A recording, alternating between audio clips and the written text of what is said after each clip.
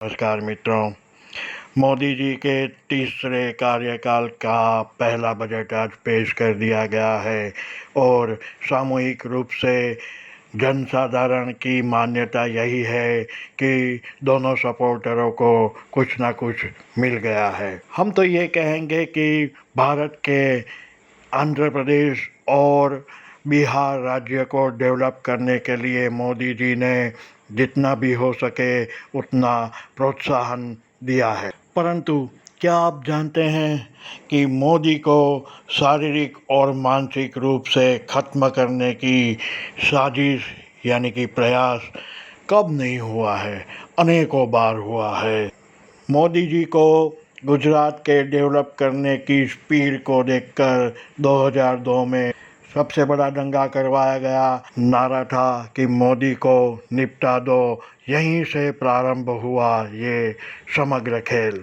मोदी जी को कुछ न कर सकने के पश्चात इशरत जहां को भेजा गया, लेकिन इशरत जहां मारी गई और उसके ऊपर जो भी आरोप थे वो लंबे समय के पश्चात सही साबित हुए। असफल होने पर पाकिस्तान की मदद ली गई और हिंदू आतंकवाद का कारसा रचा गया, परंतु इसमें भी सफलता ज़्यादा नहीं मिली तो 26/11 कर दिया गया। कसाब को जिंदा पकड़कर तुकाराम ओम्बले ने इसे भी विफल कर दिया और कसाब हिंदू नहीं मुस्लिम आतंकवादी जो कि पाकिस्तान से आया था ये साबित हो गया। मोदी जी फिर से बच गए। पटना के गांधी मैदान में मोदी के भाषण के समय स्टेज के नीचे बम रखा गया था, परंतु डेटोनेटर असफल होने से मोदी जिंदा बच गए। उसके पश्चात भीमा गांव में मोदी को राजीव गांधी की तर्ज पर ही मारने का षड्यंत्र पकड़ा गया था और मोदी फिर से जिंदा बच गए। MH17 मलेशियाई प्लेन को मिसाइल से हिट कर दिया गया, तोड़ दिया गया, परंतु मोदी का प्लेन तो पीछे ही चल रहा था। मोदी फिर से जिंदा बच गए। मोदी जब पैलेस्टीन गए तो दोस्त नेतन्याहू के 2 प्लेन दोनों तरफ उड़ रहे थे। पैलेस्टीन की ज़मीन पर इजराइल के 2 प्लेन मोदी की रक्षा कर रहे थे। मोदी फिर से बच गए। पंजाब में कांग्रेसी सरकार के रहते हुए फ्लाईओवर पर मोदी को घेर लिया गया। पाकिस्तान को खुला आमंत्रण था कि मिसाइल मार दो या हम मॉब लिंचिंग करवा देते हैं। हमारे कमांडो की सतर्कता से मोदी फिर से बच गए। डीप स्टेट के पैसे और जातिवाद के हथियार से मोदी को मारना था 2024 में, परंतु 2024 के चुनावों में भी मोदी फिर से बच गए।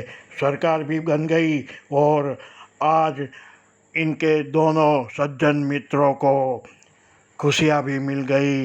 इनके अपने राज्यों को डेवलप करने के लिए मोदी जी ने जो हो सके वो प्रयत्न अब कर दिया है।